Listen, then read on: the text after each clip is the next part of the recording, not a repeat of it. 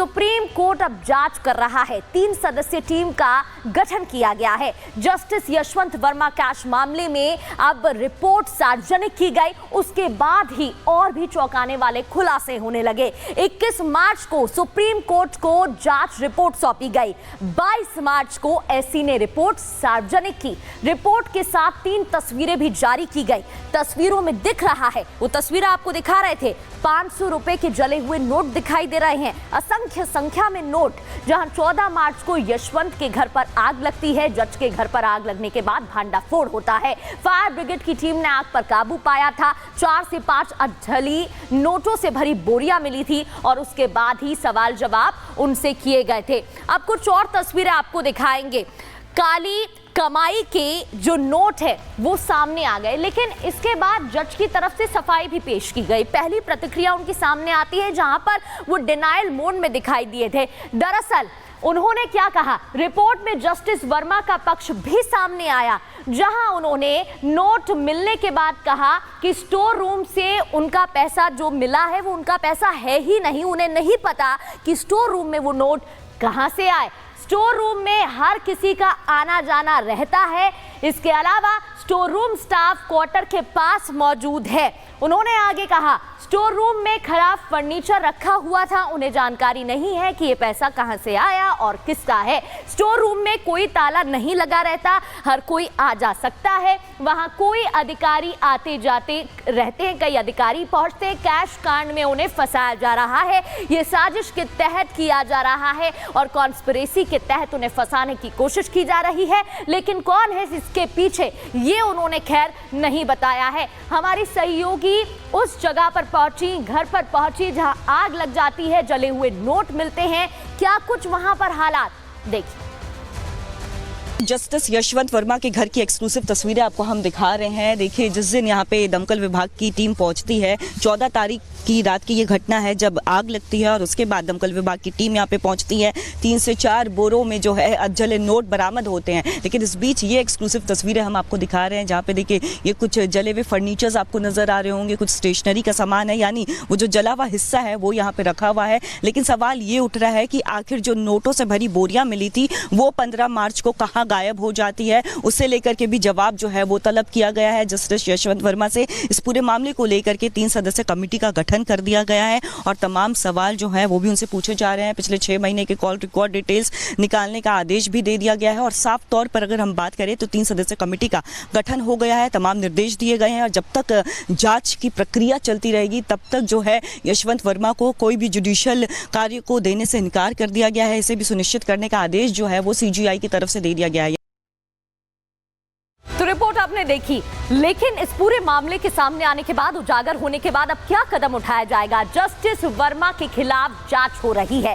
CJI Sanjeev Khanna ने जांच committee बनाई है। 3 सदस्यीय कमेटी अब पूरे मामले की जांच करेगी, तहकीकात करेगी। जांच के दौरान सीजेआई ने सख्त आदेश दिए हैं, कहा है कि यशवंत वर्मा को कोई भी न्यायिक काम नहीं सौंपा जाएगा, उनके काम पर रोक लगा दी गई है, वो कोई भी डिसीजन नहीं ले सकते हैं जब तक ये पूरी जांच चल रही है। यहां तक कि उनके इस्तीफे की मांग भी की गई थी, जिस तरीके से भ्रष्टाचार का उजागर हुआ। दिल्ली हाई कोर्ट के जस्टिस यशवंत वर्मा के सरकारी बंगले पर 14 मार्च को आग बुझाने के दौरान नोटों का ढेर मिला, जिसकी तस्वीरें लगातार हम आपको दिखा रहे हैं। जो रिपोर्ट जारी की गई वो भी हमने आपको दिखाई, उसकी तस्वीरें सामने आ गई हैं। 4 से 5 बोरियां भरकर कैश मिलने के मामले में अब जांच की जा रही है। कैश कांड मामले में रिपब्लिक भारत की टीम ने फायर अधिकारी मुकेश से सवाल किया तो उन्होंने कुछ भी बताने से इनकार किया। आर भारत के सवाल थे और उन पर उनके पास कोई जवाब नहीं था। वो सवाल क्या थे वो भी सुन लीजिए। जो पैसे रिकवर हुए वो आपने किसको दिए थे, वो पैसे कहां से आए थे? क्योंकि शुरुआती जो प्रतिक्रिया फायर ऑपरेटर्स की तरफ से सामने आई थी, फायर फाइटर्स की तरफ से जो दमकल विभाग की टीम वहां पर पहुंची थी, उन्होंने मना कर दिया था कि वहां से कोई नोट मिले ही नहीं है, ऐसा कुछ हुआ ही नहीं है। लेकिन ये तस्वीरें तो कुछ और ही कहानी बयां कर रही हैं। अब बेकार की बात है।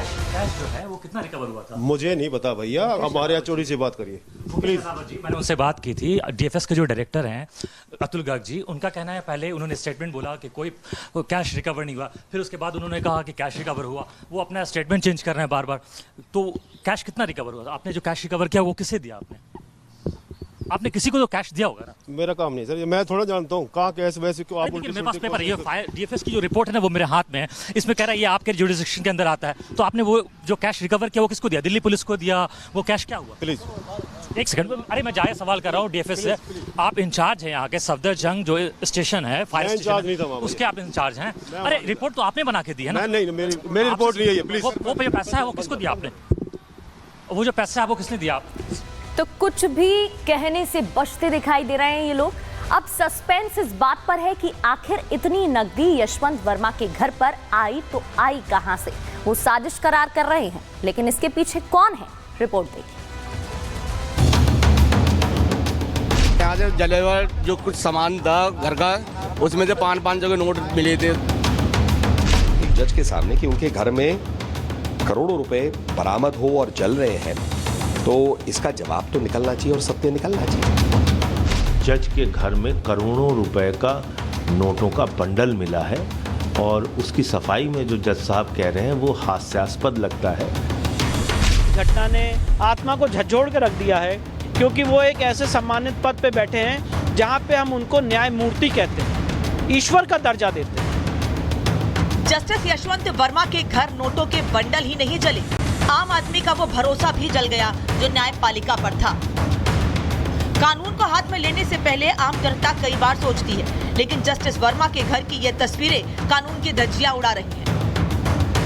हाईकोर्ट के जज साहब के घर से जले हुए नोटों के बंडल मिलना न्याय व्यवस्था की पारदर्शिता पर सवाल खड़े कर रहा है। सुप्रीम कोर्ट ने जस्टिस वर्मा के खिलाफ चल रही जांच की रिपोर्ट सार्वजनिक की तो बार एसोसिएशन ने इस एक्शन का स्वागत किया। चीफ जस्टिस ऑफ इंडिया और कॉलेजियम के अन्य सदस्यों के विवेक की सराहना करता हूं, जिसमें उन्होंने जो है दिल्ली हाई कोर्ट के चीफ जस्टिस की रिपोर्ट को पब्लिक डोमेन में रखा है और उन्होंने 3 सदस्यीय इन हाउस कमेटी के मेंबर्स की, जो कि जस्टिस वर्मा के जो अलेज्ड ये इंसिडेंट हुआ है उसकी इंक्वायरी करेगी। हमें इंक्वायरी की वेट करनी चाहिए। न्याय का मंदिर कहे जाने वाले न्यायालय का दरवाजा हर कोई केवल इसलिए खटखटाता है क्योंकि उसे ये भरोसा होता है कि देश में कहीं भी भ्रष्टाचार हो रहा हो, कोर्ट में न्याय जरूर मिलेगा। लेकिन सोशल मीडिया पर वायरल इन तस्वीरों ने बहुत से लोगों की उम्मीदें तोड़ दी हैं। Request is that Supreme Court may permit the investigating agency to register the FIR and to investigate. In-house inquiry is not sufficient. That will not restore public faith at all. फिलहाल जस्टिस यशवंत वर्मा इस पूरे मामले को साजिश बता रहे हैं, लेकिन रिपब्लिक भारत ने उस शख्स से बात की जिसने अपनी आंखों से उनके बंगले के पास जले हुए नोट देखे। हम गार्बेज उठा रहे थे तो यहाँ से जलेवर जो कुछ सामान था घर का, उसमें से 500 के नोट मिले थे उसमें, और वो कुछ ऐसे होंगे 20-25 नोट मिले थे जो दिख रहे थे, हम उसे निकाल के रख रहे थे अलग। आप लोगों को मिले थे 500 के? 20-25 नोट जो हमें दिख रहा था वो निकल रहा था, बाकी जो कूड़े में गया होगा वो। हाँ जी। और क्या कुछ मिला था और कितने बजे मिला था आप लोगों को? इसी लोकेशन पे मिला था? इसी लोकेशन पे मिला था, यही टाइम था मैडम। 15 तारीख। अब ये पता नहीं मैडम, तारीख तो ध्यान नहीं रखी, पर 3-4 दिन हो गए उन बातों को। जज साहब के स्टोर में जले इन नोटों का धुआं सियासी गलियारे तक पहुंच चुका है, जहां कई नेता ऐसी घटना पर आश्चर्य जाहिर कर रहे हैं तो कई इस मुद्दे पर सियासी रोटी सेक रहे हैं। पहले वीडियो दिखा रहे हैं कि वहां जले हुए नोट हैं, दूसरे जानकारी जो आई है मीडिया में वहां साफ हो गया। तो अगर साफ हुआ है तो किसने हटाया, क्या है, ये गंभीर सवाल है। तो अब सुप्रीम कोर्ट ने एक इंक्वायरी कमेटी बनाई है। इस प्रकार का कुछ भी आरोप एक न्यायाधीश के सामने के ऊपर आए, एक जज के सामने, कि उनके घर में करोड़ों रुपए बरामद हो और जल रहे हैं, तो इसका जवाब तो निकलना चाहिए और सत्य निकलना चाहिए। कोई छोटा मामला नहीं है। एक हाई कोर्ट के जज के घर में करोड़ों रुपए का नोटों का बंडल मिला है और उसकी सफाई में जो जज साहब कह रहे हैं वो हास्यास्पद लगता है। वो कॉमेडी सर्कस का एक जोक लगता है, इसके अलावा कुछ नहीं लगता। जिन लोगों के घरों में 1 रुपए बरामद नहीं होता उनको तो आप फांसी चढ़ाने के लिए तैयार हो जाते हैं।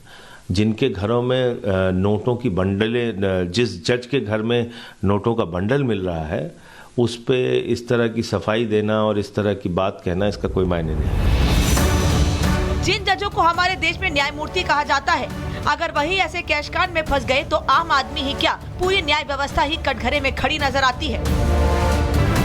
बहुत ही दुखद है, दुर्भाग्यपूर्ण है और जिस तरह से लोगों का न्यायपालिका के ऊपर भरोसा है, मुझे लगता है इस घटना ने हम सारे लोगों की, अधिवक्ता समाज के लोगों की और साथ ही साथ सामान्य नागरिक की आत्मा को झकझोर के रख दिया है, क्योंकि वो एक ऐसे सम्मानित पद पे बैठे हैं जहां पे हम उनको न्यायमूर्ति कहते हैं, ईश्वर का दर्जा देते हैं। और इस तरह का अगर कृत्य किया गया है तो मुझे लगता है उनको इम्पीचमेंट का मोशन आना चाहिए। फिलहाल इस कैश कांड को लेकर चीफ जस्टिस ऑफ इंडिया सख्त नजर आ रहे हैं। उन्होंने जांच होने तक जस्टिस यशवंत वर्मा को सभी न्यायिक कार्यों से दूर कर दिया है। साथ ही जजों की कमेटी बनाकर मामले की जांच के आदेश दिए हैं। अब देखना ये होगा कि कमेटी की जांच में कौन सा सच सामने आता है। Bureau report, Republic Bharat.